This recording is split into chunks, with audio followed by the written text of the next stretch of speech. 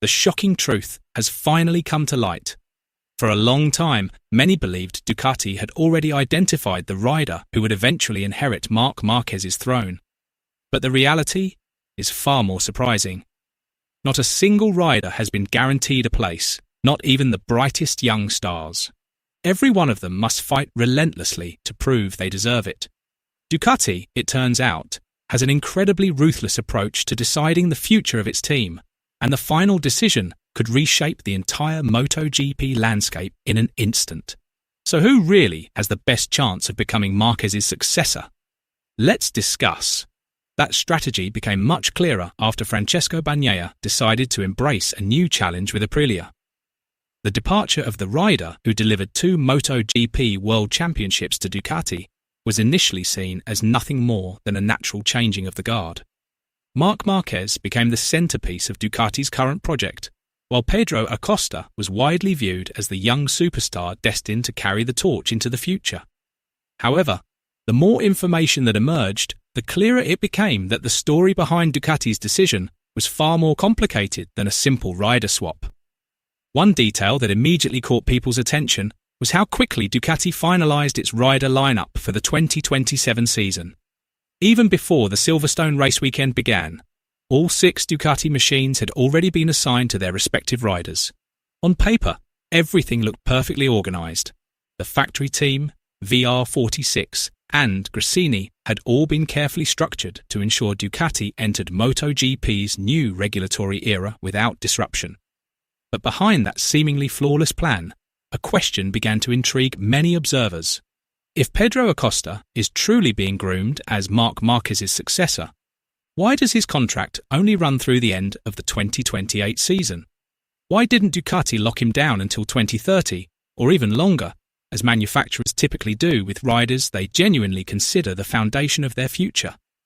That simple question reveals a side of Ducati's long-term thinking that has rarely been discussed. Beginning in 2027, MotoGP will enter an entirely new era of technical regulations. Engine capacity will be reduced to 850 cubic centimetres, ride height devices will be eliminated, aerodynamic development will be significantly restricted, and new Pirelli tyres will be introduced.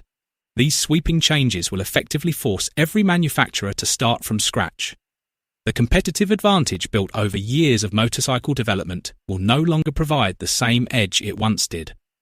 Under those circumstances, success will no longer be determined by who posts the fastest pre-season test times, but by who can develop their bike most effectively throughout the season. This is where Ducati's philosophy becomes clear. As the only manufacturer with 6 bikes on the grid, Ducati enjoys a major advantage when it comes to collecting data. But that doesn't mean every rider receives equal treatment. Throughout the season, the latest development packages are typically introduced in stages. Riders who receive new components first naturally have a greater opportunity to maximise their results than their teammates. What's particularly interesting is that the decision over who receives development priority isn't based solely on the most recent race results. Instead, it's part of a long-term strategy that has been planned from the very beginning of the season. That's precisely why rider contracts play such a crucial role. When Ducati extended Marc Marquez's contract through the end of the 2028 season, many believed the team's long-term future had already been decided. Marc was positioned as the leader of Ducati's project, while Pedro Acosta was widely viewed as the heir apparent. But the reality isn't nearly that straightforward. Acosta also received a contract that expires at the end of the 2028 season. In other words, both Marc and Acosta are tied to the exact same contract timeline. If Ducati truly believes Acosta is the face of its future, why not secure him with a longer-term deal? The most logical explanation is that Ducati hasn't actually chosen its true successor yet. Instead, the manufacturer is leaving the door open for every candidate to prove they deserve the role. The competition becomes even more intriguing with the arrival of Fermin Aldiger. Many people still see Aldiger as nothing more than a satellite team rider, but the reality is quite different. He is actually a rider contracted directly by Ducati. He is expected to race on machinery that is nearly identical to the factory team's bike and will likely receive technical upgrades almost at the same time as Ducati's factory riders. That means Ducati is quietly preparing more than just one potential successor behind the scenes. Acosta is not the only rider being closely monitored, as Aldegar has also been given the same opportunity to prove that he deserves a place at the top. The situation becomes even more fascinating after Ducati extended its partnerships with VR46 and Gresini for several more seasons. The garage structure is secured, the teams are stable, and 6 Ducati bikes will remain on the grid. However, the most interesting detail is that all of Ducati's leading candidates have contracts that expire at the end of the 2028 season. Marc Marquez, Pedro Acosta, and Fermin Aldegar will all enter the rider market at exactly the same time. That hardly appears to be a coincidence. Instead, it seems to be a carefully planned strategy by Ducati. By aligning the expiration dates of all its key riders, Ducati can evaluate their performances throughout the first 2 seasons of the new 850 cubic centimeters MotoGP era without being locked into long-term commitments. Whoever delivers the most impressive results will earn the biggest reward, the opportunity to lead Ducati's factory project heading into the 2029 season.